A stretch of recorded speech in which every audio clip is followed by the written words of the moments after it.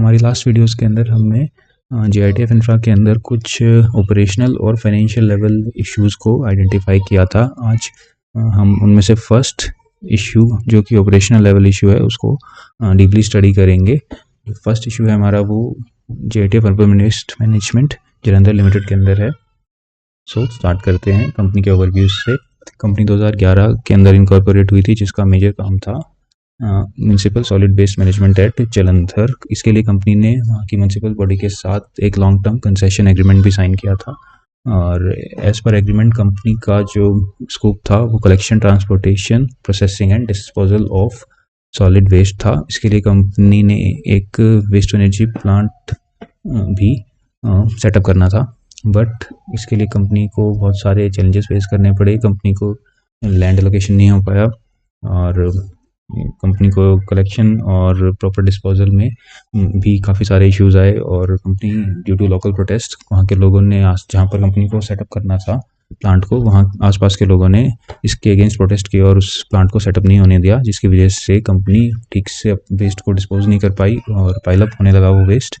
जिसकी वजह से जो नेशनल ग्रीन ट्राइब्यूनल और अदर अथॉरिटीज़ हैं उन्होंने म्यूनसिपल कॉरपोरेशन और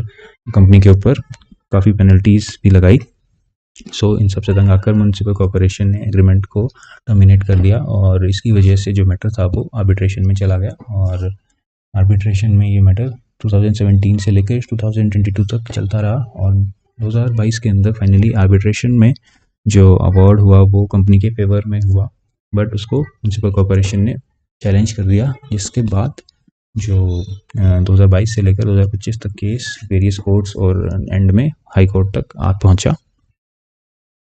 इन सब के बीच कंपनी की फाइनेंशियल पोजीशन काफ़ी ख़राब हो गई क्योंकि कंपनी के ऑपरेशन सस्पेंड थे, तो कंपनी को